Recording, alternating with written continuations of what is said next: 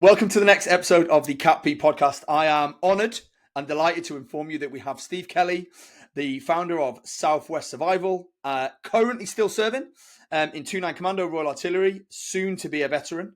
But welcome to the podcast, Steve. Oh, Matt, Paul, thank you very much for having me here. I've only ever done one podcast before, so I'm quite excited for this. The one you did before would probably be better than this one, but we're making it up as we go along, so hopefully we can get some good stuff out of it. I don't think it's going to be better. I was with Americans, the Brits are better, so bring it on. Yeah, that's true, mate. That's true. Just to get so we kick off. So Matt said, you've served a considerable amount of time in the military, and people that are watching, like, that is true. I don't know what your face care regime is like, but it's amazing because you look about. I'll take 12, that. 15, if I'm honest. Yeah. So, just can you tell? Obviously, you've served an illustrious career. You're now in. You're still serving, but you're due to get out. Can you tell us a highlight of your career? I joined the army so far? Back in 2002, and I feel like my career just went like that. It just flew over.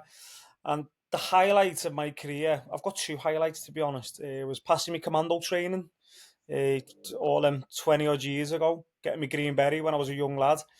And probably all the adventure training I've done. I have took the piss, to be honest. I don't think I've took the piss. I've volunteered for every adventure training package, and even still now, I'm a sergeant major. I'm the RQMS of my unit, so I'm in a senior position, and I still volunteer for stuff. I still get away, and my unit's always supporting me. So Nordic skiing is probably up there with passing my commando course. The fact I've done 3 seasons of Nordic skiing at 3 months at a time, just going living in Norway, Germany, France, Austria, just getting on the skis, and I've absolutely loved it. My eldest son, he's nearly 22. He's in the REME, and he's currently on his way back actually, but he's on his second Nordic season. Oh, so amazing. He's just in Norway, mate. So he loves it absolutely, and he's the same. He volunteers for everything. Gets all the AT in. Is that where like your love for survival came in? Doing the adventure training stuff? No, my love. So I went back in 2009. I went back to being an instructor on the commando course in the All Arms team, and at the time they had no SEER instructors, so I just got put on it by my sergeant major at the time, and I loved all the SEER training. I loved pushing myself.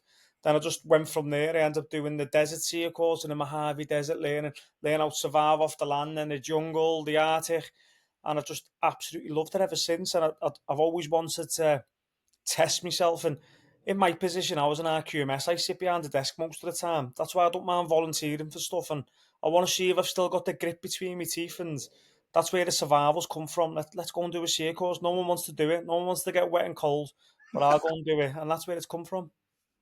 So for the people that don't know what it is? So SEER is survive, evade, resist, extract, and I teach the survival part of it. So I teach soldiers how to survive in sticky situations, with the kit, what's in the pockets, and just how to evade from the enemy and get them from A to B.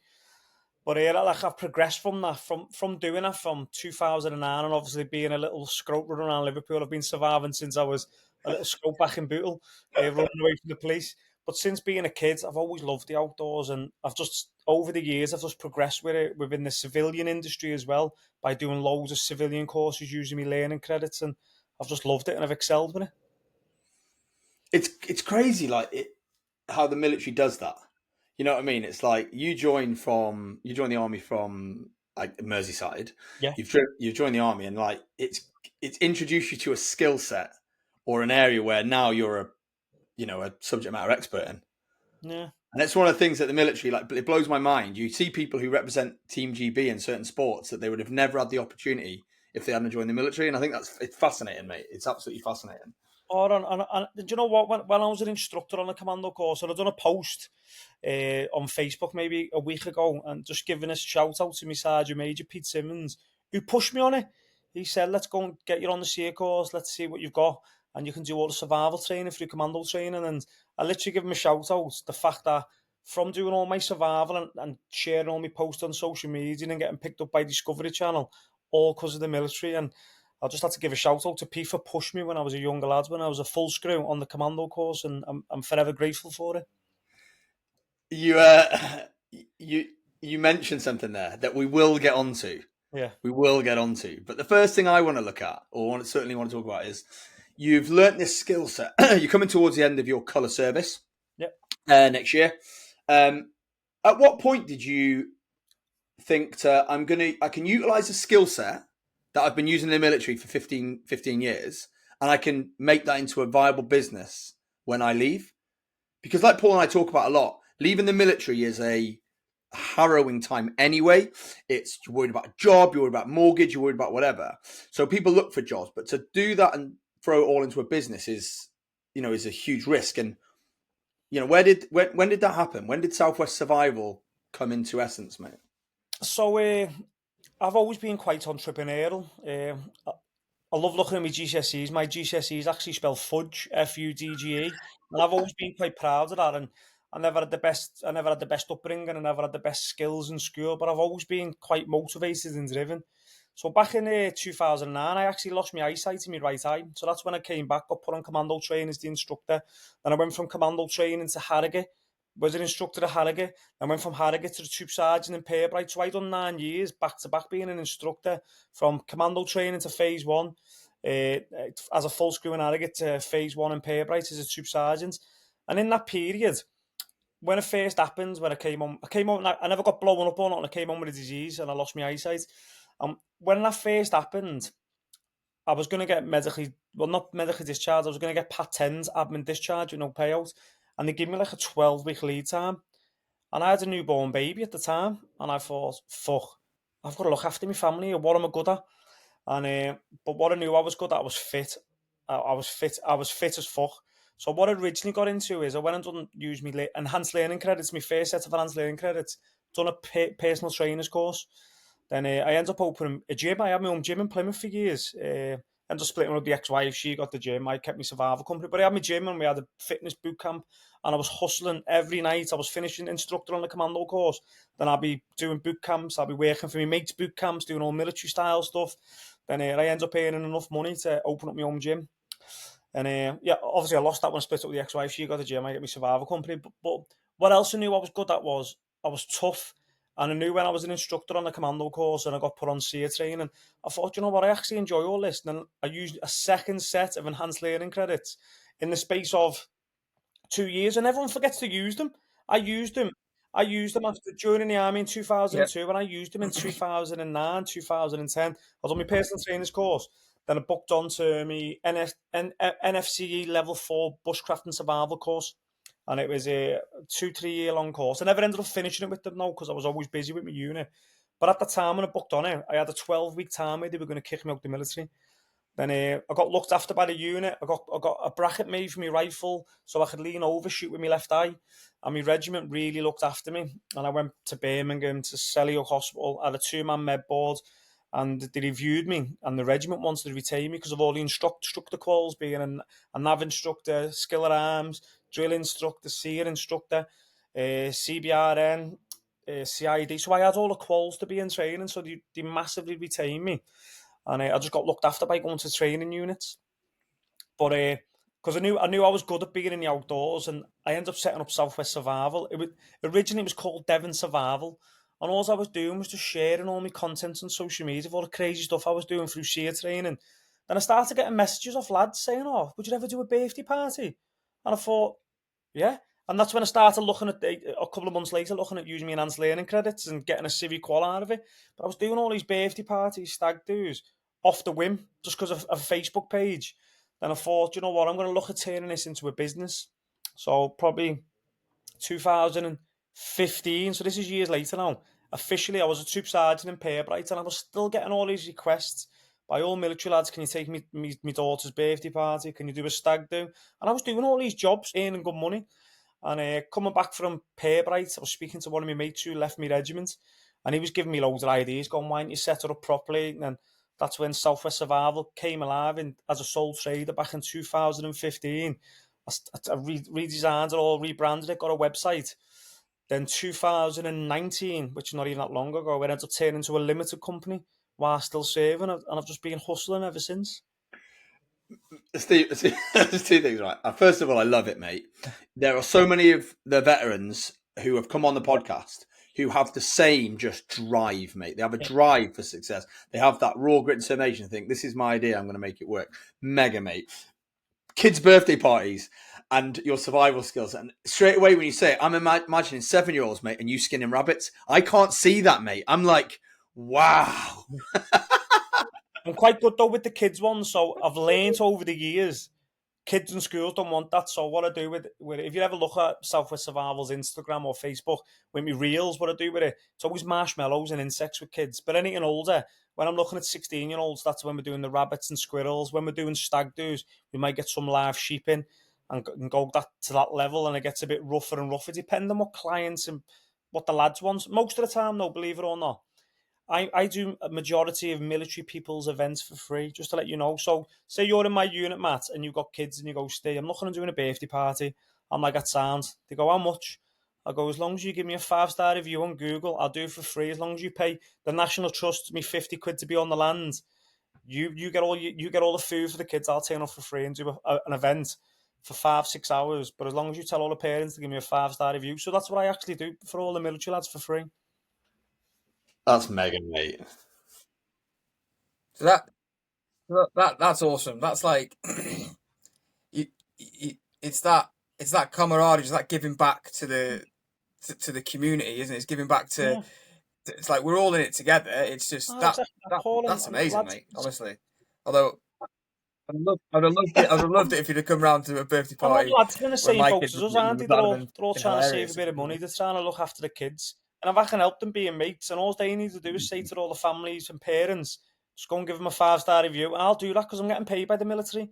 I don't need to build this up. I'm always getting good jobs through Southwest Survival, big job with schools and scouts, corporate companies. So if I can help one of the lads out, and I love doing it because I can have a laugh with them, especially with military kids. With civilians, when I do my own events over the summer holidays and Easter, I've got to be professional. Now, when it's with the military kids, because I know the lads and I've known their kids for years, when on the 7-8 years, when it's their 8-year birthday, I can have a bit of a laugh with them. I can beast them. And I know I'm going to get really good content, which is going to share, which means more people are going to see it and book me. I think that's one of the things that's mad these days. And I say it's mad. It's like, is the power of social media for a business, mate. The power of, that free access to a free platform with potentially millions of people, millions of views. Do you know what I mean? It's just literally, you're governed by how creative you can be. Yeah. And I love your content, mate. It's like, and as I say, that's how a lot of the guests come on a podcast. When we started, the guests were very much people I'd served with, Paul had served with, we'd been to Afghan with, been in Iraq with. We knew that sort of business. It was fancy coming on our podcast. It's probably going to be shit, but we'd love to have you on. Yeah. And then it got to a point where we were literally reaching out to people. We'd see something and be like, that's amazing. Oh my God, that guy's a veteran. Let's ask him if they'll come on the podcast. And literally, it fascinates me, mate, what veterans can go and people who serve go on to achieve it. It's absolutely mega, mate. Absolutely mega. Yeah. You're talking about social media, Steve. You must have seen a massive change from when you started the business to now in utilizing the platform. Obviously, you had Facebook and, dare I say, MySpace and fucking Bebo back then, back in the day, right? And now we have so much consumable platforms that allow your business to flourish. It must be almost like kicking your business into overdrive from where it was in regards to where it is now, Paul, and where it could potentially 1,000%. So I remember when I joined Instagram. I joined Instagram back in 2012. And I remember the lads in camp used to hammer me. Honestly, used to give me shit saying, it's for girls who want to be models. Genuine. So I went through all this stigma. And next minute, I started getting good brand deals from outdoor companies. I was sponsored by loads of companies. I got sponsored by Jack Link's Jerky. They were paying me 500 quid a month for how many months, Jenny? They pay me for months. I was getting a year, wasn't it? Yeah, I was getting 500 from Jerky, getting sent Jerky, and then I got sponsored by Revolution Race. Then there was a survival food one who paid me for 6 months of so much money, all because of social media. And lads used to laugh at me. So when TikTok launched, I follow someone called, do you know Gary V, the marketing expert? Mate, I am a huge fan of Gary V. So during COVID, Yeah. When we were locked down, I was based in Hereford at the time. During COVID, I had a newborn baby. So when we were allowed to walk around, I would literally stick him in a carrier or stick him in his car, and I'd push him around, mate. And I would listen to the Gary V podcast, mate. Yeah. And it blew my mind. And he used to say, like, everyone that went on there, I mean, I loved it. He would be like, "Have you got a TikTok?" And they'd be like, "No." And he'd be like, "Get a TikTok. Get a TikTok. I'm telling you now." And people were like, and it just started. It wasn't very big. And he was like, "I'm telling you now. Get a TikTok. It's a free platform. Start posting." And he was like, "I'm not sure." And people would say to him, "I'm not sure my content's very good." And he'd be like, "Post it. See what happens. Yeah. Post it. Change it to feedback." And I love that, mate. I'm so happy you said that, Matt. So where I was going with it, so I got hammered with Instagram. And then back in 2020, when we were in lockdown, my daughter showed me this. She was from Musical.ly, and then it turned to TikTok. So we're doing TikTok, and I started to post some of my videos and survival on there. And I got hammered in work for it. And then the regiment put a post out saying you're not allowed to be on TikTok, it's a Chinese app. And I looked more into it. It was only our unit making shit up. I remember all the lads giving me shit going, "Oh, you're like a nonsense, there's kids on there." And I'm like, and I'm looking at Gary V, I'm watching Gary V's videos, and I'm thinking, this lad here, he's a monk in the sergeant's mess. And he's saying that I'm a nonce because I'm on this platform and I'm trying to advertise a business. And where we were going with Paul before talking about social media, the virality you get from TikTok is crazy. And what I do, I create my videos on TikTok, I download it, and I put it on Instagram, YouTube Shorts, Facebook, LinkedIn, Snapchat Spotlight. It takes me. I've done one video and I put them on all them platforms. Do all my same hashtags. Southwest Survival, tag Plymouth. And my platforms are growing and growing and growing. I've linked it to Pinterest as well and Twitter. And it's funny now, the brand deals I've got from TikTok as well through Southwest Survival. And I love when the lads used to beast me back in 2020. And it's all growing now. It just keeps growing and everyone's used to it now. Everyone's used to just stay again doing all the survival stuff. And no one says nothing no more. But it's getting over that stigma with people trying to give you shit. I think it's one of the things, mate, like genuinely, because we're the same with the podcast, right? So we're the podcast, and we did from nothing on Instagram. We're on TikTok now. We've got literally on TikTok about 30 followers, right? And I don't understand any of it, but we just post it all on there. We've got a YouTube channel, and we're just doing that so that we can get out there and we'll see what happens. This isn't a business for us. This is something we love doing, and it's an opportunity for Paul and I to work together and speak to veterans, right? But I think there's definitely something there about some kind of social media training for people leaving the military who are interested in business. Because if you come out of the military with a business, and there's a few people I won't mention who I've seen businesses, and I think if you got a grip of the social media part, your business is going at another level. And you see things go viral and you see it. It's like, but like you said, people like TikTok, so school kids dancing. Yeah. Snapchat. I have nothing to do with Snapchat, right? But my children, I say children, Ethan's 22, Cameron's 19, he serves as well, he's in the Royal Welsh, and my daughter, they only communicate through Snapchat. Yeah. I might wait a week for them to get back to me on WhatsApp. It would be quicker for me to write to them, mate. Yeah. That's what me and my wife are like with our kids. So she's like that with her son. They won't reply unless you reply to them on her Snapchat. But there's a platform on there now. You can do a creator profile, which people don't know about. And it's exactly the same as TikTok. And you're just launching 15 seconds videos of long form, like what we're doing now. Sorry, short form videos in this shape of your camera. And just exactly the same. So I just cut them off my TikTok and put them on all these platforms, and it just grows. You're very good at talking, mate.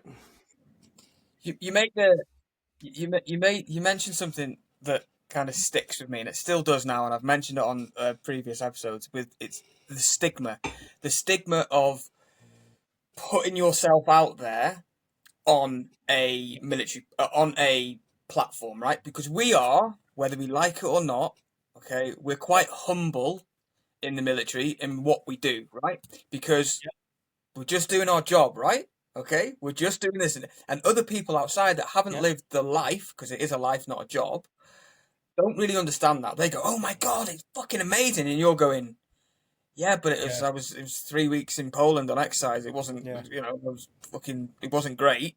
It was horrible. The harbour area is ridiculous. Digging a shell scrape, trying to get this rubbish." But they're like, "Oh, it's amazing," and I think that I struggle really, really badly is the self-promotion of what we do. So we always 100%. Play down our skill sets, I think, as a community, because it is that niggling voice in your head, like, shut up, dickhead. We know what we were there as well, type of thing. But but to detach that and take it to a new audience, and I'm not saying like you were the 18th man on the balcony type of sketch when you fucking putting your shit out there, but it's that the ability that which you have definitely conquered, which is that stigma of fuck it, I'm putting it out on social media, and this is what it is. And I think we as a podcast need to get a little bit better at that, and you know, and just following from your lead and like that. I've just written down the Snapchat thing now, just you for need to something look at it. And to look at. the problem with the military community as well, they're probably the worst critics as well. So you've got to be willing to look past that. I get destroyed. Can you hear the dog snoring? Hank? No, mate. Mate, dog snoring's allowed, mate. It's Coffee Brew Podcast. Happy days. Yeah. But with the military community, this honestly, the ruthless. So I get destroyed every day on my social media, hammered by military people. Then I go and look at their profile and I see there's a fat bastard and he was a chef for 5 minutes in some shitty unit. And I'm looking at him going, you're going out your way, you grumpy man. You should be supporting this type of stuff.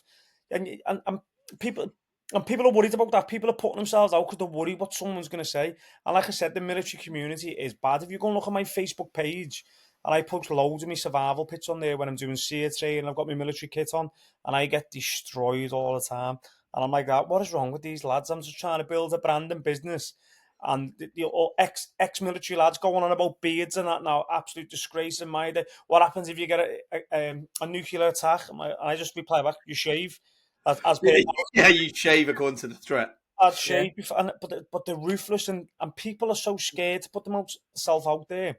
And the funny thing is, when I do my survival events, the only people I employ is military lads. The reason being, and this we were saying, Paul, we play ourselves down, they turn up on time, they're loyal as fuck, professional, can stand up in front of an audience, they've got good etiquette, they can have banter, and I don't employ no one else. I'll only ever employ military lads who have got certain skills. I won't go out and look in the bushcraft community because I won't trust them. But whereas a military lad, if I say, I need you here at this time, I can give you 150 quid a day. All you're going to do is teach kids how to put up a tarp and have a laugh with them all day. I know they're going to turn up on time. They're going to look professional. They're going to be able to speak good in front of schools. And soldiers always played themselves down. Where you were saying before, Paul, yeah, we were there as well. But civvies haven't seen that type of stuff, what we do. It's other things in business, mate, that we found on the podcast is that a lot of people, like when you're in the military, you know, you serve nearly 23 years, you're leaving at top of your game, mate. You're leaving a service and a job where you know everything. And when you go into business, your story's slightly different because you've been in business for nearly 10 years. Some of the other people who start a business, they're like, I didn't realize that that's how tax worked. I didn't realize advertising. I didn't really realize how to weaponize social media. And it's like, we don't want to ask for help. Do you know what I mean? Yeah. And people don't want to put them out there. They don't want to seem weak. I can't ask for help because I'm a W01, or I can't ask for help because I'm leaving as a captain. And how could I possibly ask for help? And I think it is a stigma, but it's that the more people sort of get over it. And you mentioned something about a brand. People need to realize that they are a brand. Whether you're getting a job or whether you're going into business, you are a brand. Yeah. And people will look at your social media. They will look at your LinkedIn profile and just, if you're in the military, and this is what I'd advise anyone now, people knew, I'd advise everyone now to start building a LinkedIn profile and building your brand in the background of what you're interested in. Start building that niche. And I love the thought of leaving the military and have to fend for myself. I love that thought, the fact that if it fails, it's on me. And I can't wait for that. I really can't wait for that. And I'm nervous. Don't get me wrong, I'm nervous. I've got a good wage, and running a survival company, it's a niche. Not everyone wants to be wet and cold all the time, and I know that as well. But that's why I try and grow my social media to monetize that on a daily basis also, so I'm still getting an income. But yeah, like you said, we are the brand. Let's build that brand, and that's the best advice I could give to any military personnel looking to get out and build a business. Start as early as you can. I love that, mate. I was going to say, right, talking about building your brand, let's talk television, mate. Yeah. So you were on Naked and Afraid on the Discovery Channel. Yeah. This is like a global TV channel. Yeah. How did that come about, mate? I'm going to tell you a few stories, about TV. I've done quite a bit of TV shows, to be honest.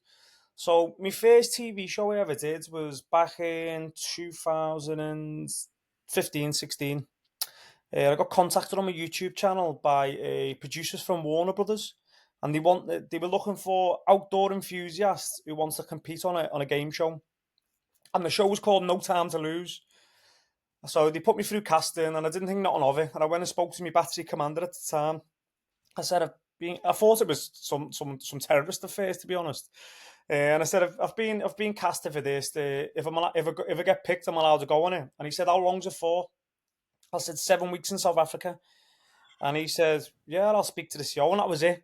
Then a couple of weeks went by, I had all my interviews. Next minute, I got selected to be on the show called No Time to Lose on it with Warner Brothers. And it was against 10 athletes across the world. Australia, these girls who were sponsored by Reebok, who were Spartan race champions, these athletes from Spain, basketball players from America, then little old Steve Kelly from the British Army. I was there. And I'd done really well on it. I got to the final and I got robbed in the final. So imagine me, Matt and Paul, all of us racing now. And I was well ahead of you on a race. But on the route, you found time coins. So you found 1 minute time coin, Matt, and then Paul finds a 30-second time coin. But I beat yous by 30 seconds. So yous could come together, put your time coins together and put them on me so it knocks me back. So I was winning every episode, knocking everyone out because I was fit. I was doing parachutes, getting thrown out of planes, and then navigating areas. Then in the finals, I knocked all the lads out the competition. Then there was me and 3 girls in the final, and they all just turned on me, put all their time coins on me, and knocked me out. So that was the first one I actually did, and it was the best adventure of my life. I'd done the biggest bungee jump in the world. It was all about navigation, fitness, jumping out of planes, abseiling everywhere. Then when I went to Pairbryte as a troop sergeant, so this previously I applied for Naked and Afraid before I got that show. I applied for it and I was a troop sergeant in Pairbryte because I loved the show. I've been a fan of it since 2012 when it came out. I watched every episode of it and I always thought, I could do that. I could be dropped off naked and smash that. All these American Marines are crap. I could show these what the Brits do. And applied in 2014 or 15. Went through all the auditions, then they wanted me to go out to LA for the final interview with the producers. Then at the time I was a troop sergeant in Pairbryte and I had to go and exercise, so that was it. I had to say no. Then they never ever got back to me and I applied every year. Then a show came out on Channel 4 called The Wilderness, Alone. Did you ever watch The Alone? Yeah. Now, I was meant to be on that. I went through some of the auditions. Then my regiment wouldn't let me go to the Lake District to have my final audition with the final cast because it was 12 weeks. 12 weeks. So my regiment said, you can't go. You're a sergeant major. And this was only like 2 years ago. You can't go. You can't have 12 weeks out. You're the RQMS. I said, yeah, no worries. But I said, they've got a new show. What they're offering is called Naked and Alone. So I had the interviews with them, and they were like, why do you want to do it? I said, I want to test myself. I want to see what it's like getting dropped off with no clothes, no food, no water, and you've got to fend for yourself.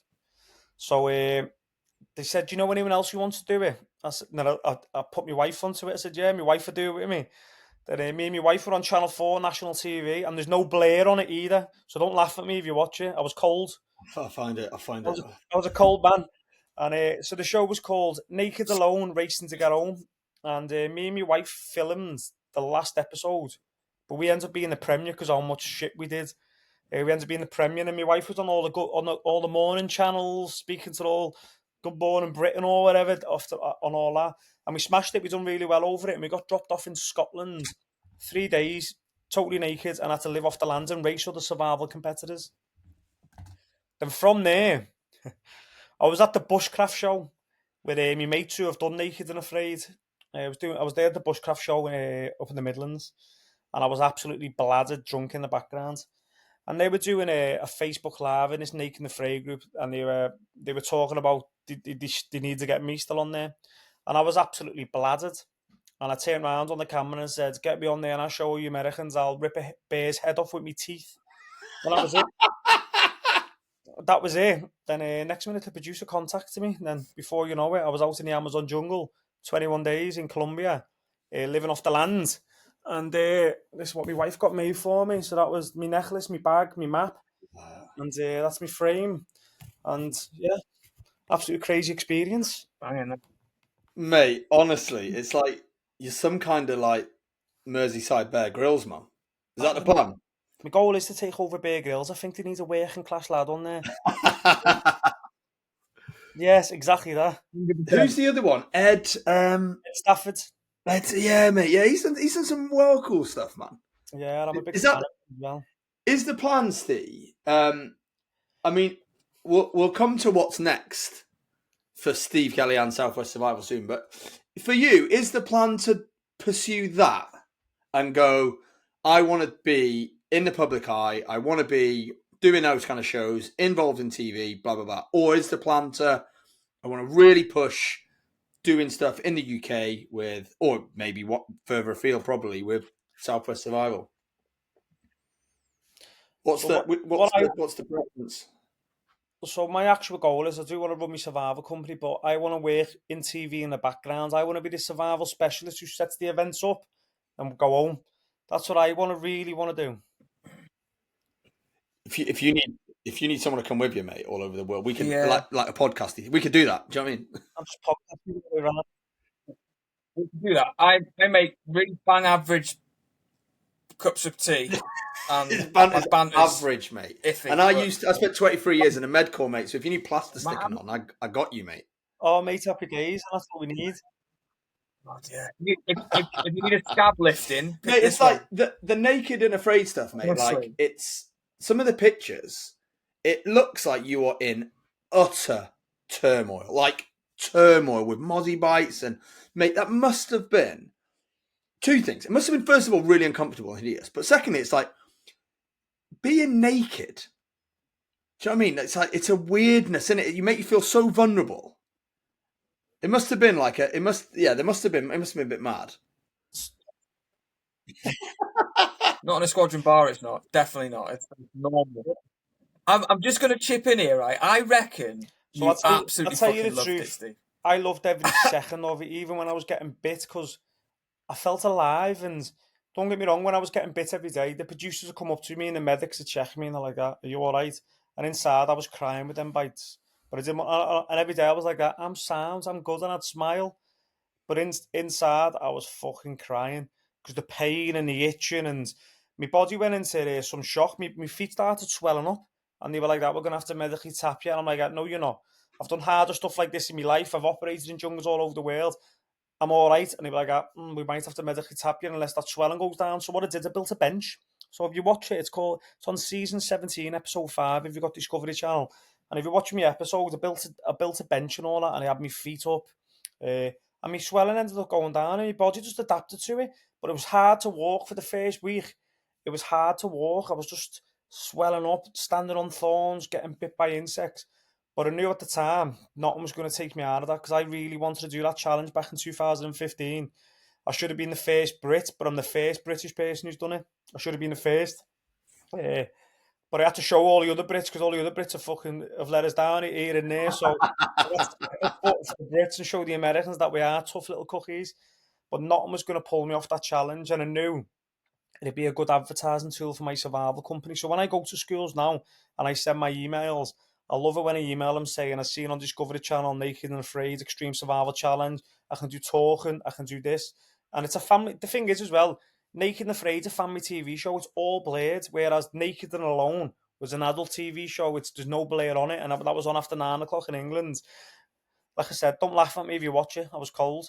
But the one in the Amazon, it's a proper family TV show. It's a massive TV show, and it's been going on since 2013. So I think now I'm going to utilise the branding from Naked and Afraid, because it's a massive, massive show. And the fact I've done it now and completed it, I can utilise that now for my survival company. And I've good stories to the kids about fighting through adversity. But I did love it, Paul. I loved it. Go on, Paul. So we talk about your interactions with schools and kids like that. Yeah, so You've written a book. where I was telling you before, Matt and Paul, I've always been quite entrepreneurial. So when I was in lockdown and I was started on the TikTok and all that, I was thinking of ways how to build the Southwest Survival brand, and I couldn't run events at the time. So my wife, my daughter, started writing a kid's book with me, in line with how they vision me running around the woods with my dog. Then I ended up getting some illustrator involved, and yeah, we ended up launching a book on Amazon Prime, and it's been cool. Like, next a bit of income. It's the brand still going. But I didn't stop there. I ended up launching a coffee line as well at the same time. It is. Because why not? Steve, why not? I love it, mate. First of all, it absolutely inspires me so much. Right, listening to people with an entrepreneurial spirit. We had a guy on called Jack Wiles, he was ex-RAF Regiment, who was King's Colours or Queen's/King's Colour Squadron, and then SFG, and he created a brand, mate, a business through making rugby bucket hats. Wow, bucket hats out of rugby shirts, mate, and he did it from his bedroom, and now he's got, mate, 60,000 followers on Instagram. He runs a full business. He employs lads, mate. He's the same. He's got that entrepreneurial spirit, mate, where it's like, I'm gonna make this. I'm gonna do this. And he's always been an entrepreneur. And if he was on the podcast, and if you haven't heard it, you listen to it, makes it hilarious. But he talks about he was making wash bags on Ops because he found a sewing machine, mate, right? And then he watched a YouTube video of a woman making a hat out of a pair of jeans and was like, I've got it. And he's a big Welsh lad, big rugby fan, and was like, I've got a plan. And mate, he is now, as I say, that's his job. That's his business. And having an entrepreneurial spirit like you is like, and it's many revenue streams, isn't it? You've got Southwest Survival, the brand stuff, the TV stuff, a book. Yeah. It's mega, mate. It is, Steve, honestly, it's inspirational, mate. Oh, and coffee. And it's all Southwest Survival related. If you went onto Southwest Survival's website, you can click coffee, and it's all wilderness, bushcraft, tinder, kindling and fuel coffee. I also launched an amazing online game. Show you it. Have you got your phone? So have you ever seen Oculus headsets? So this was all in lockdown. So, and because I couldn't do nothing, I wanted it, and it's an app as well. So I wanted to interact with it, so kids can still learn survival from the comfort of their own home. So I'll show you my app now. But if you had an Oculus headset, you can come into Southwest Survival's world in the metaverse, run around an island with me, in the comfort of your own home, and learn survival skills. But I can show you it on my phone dead quick. Are you dressed or not in the app? Because I'm fully dressed, mate, in a little gear. But I'm going to show you. No AI enhancements. No, I should have got some AI enhancements. Oh, my app's doing an update too. So I'll have to do an update, but I'll show you it in a minute. But let me update it. But I ended up doing an online game on there. So if you had an Oculus headset, you're the character in the world running around your house. But then I've got 4 islands, so I've got shelter building, water, traps and fire, and you can go on each island and learn the skills. Then you go to my billboards, you reload the description and pictures of me doing all my SEER training on a massive, it looks like 100 to 200 inch billboard. Then you can click the link on it and it takes you to my YouTube channel, and you can watch more in-depth survival training on my YouTube channel from your Oculus headset in your own house on one of my islands in a game. So when I was in lockdown, I was just thinking of all the ways just to keep Southwest Survival's brand going. So I thought I can launch a kids book that's going to go on forever. It's on Amazon. You can go on either through my website or go on to Amazon and type in Survival Steve and Benji, go on an adventure, the Southwest Survival story. You can go and look at the coffee. So I thought a coffee line, then I thought a game as well to keep people interested. It's mega, mate. It is, honestly, it's like to have that, to go into business, leaving your military career and have so many avenues and you're not just going, I'm betting all on red, and if it comes in, great. You are, mate, it is absolutely an inspiration, mate. And you are an inspiration to many veterans, not just veterans, people who are thinking about starting a business, about how to, land and expand and get as much as, out there as possible. Soldiers, though, we're switched on. We're actually switched on. And lads underestimate the skill sets, honestly. They underestimate how resilient they are. And as long as you just don't worry about the negativity and lads giving you shit in a sergeant's mess, just put that to one side and get over it. Get over it. And then the lads will start appreciating it. And the next minute you get phone calls. You run my kid's birthday party. Oh, I'll send that link. Oh, I wouldn't mind having your coffee. And it's like that all the time. Love it, mate. So, what's next? We talked a little bit about it, but what's next for you and the company? Obviously, I've just been away for a few weeks with Discovery, but I can't say much at the minute. Something might pop up on Discovery Channel next year, but I can't say much about it because I'm under an NDA, a non-disclosure agreement. So I've already done something big and hefty, and I've already been invited back with them. But what's next with Southwest Survival? I've got loads of jobs on this year. I've got loads of jobs this year already booked with other companies doing. I get a lot of subcontracting jobs from other survival companies. So I've got a lot of them on this year. But when I'm out in November next year, I'm going all in. I'm going all in with Southwest Survival. If it doesn't work, it doesn't work. If it works, I'm going to make it work. If it doesn't work, and I'm ready for it. I'm ready for the challenge. I'm ready to expand. I want to be in schools weekly, and that's what I want. I want to be in a school at least 2 to 3 days a week, or a corporate company, or a college, or a university, or stag do's, and that's what I really want to do. Steve, it has been eye opening, mate, and to listen about like you listening to the same podcast as like we were listening to during lockdown, and how you've taken all those things and all that skill set, and the fact that you've just done something else, and you can't talk about it, but that you've done TV. You're in that space. You're in this unique space where you could be the next on telly. Called for all the programs. You want an advisor to do this, or have your own program. I can see it, mate. I can absolutely see it. Honestly, mate, it's. And when you do make it massive, just remember the CAPB podcast. This podcast. You'll be stepping stone, mate. Podcast. Just stepping. It's a stepping stone, mate. It's a stepping stone. But it's been fascinating to hear your story. It's been fascinating to you've had to overcome your own adversity to get to where you are. Losing your sight. That's something you've had to absolutely change everything just to.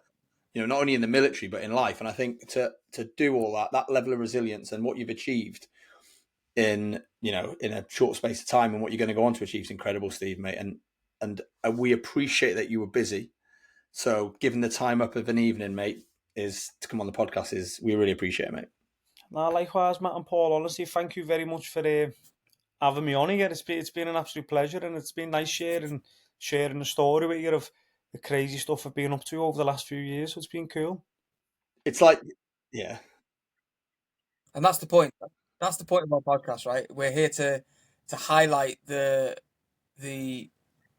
community and exactly what we can do. We're not just people in MTP walking around, not in the Combat 95s. We are much more, and we offer much more out of out of the military life, and you're a testament to that by the things that you're doing. It's great, and again, I just echo what Matt said. Really, thanks for coming on and taking your time. And some of your stories are hilarious. I've got written fucking shitload of notes down here that I'm going to go have a look at. An app. I'm looking at a book. So where's my looking at little all game this. now? Oh, Look at that, eh? Loads it up now. So when it loads up, you see my little character, Southwest Survival World, and the app's called Spatial. But you can control it here and run around the island. Look at that, mate. Run around all these little worlds and go in the water and go and hunt and build shelters over all little islands and that, and then get chased by animals. But you can be the character with your Oculus headset on. Yeah. And I was just mate, it's quality, mate. It's quality. And what Paul said about taking notes and stuff, the main thing he's going to go look for is that program to see if you're packing, mate. That's what he's doing.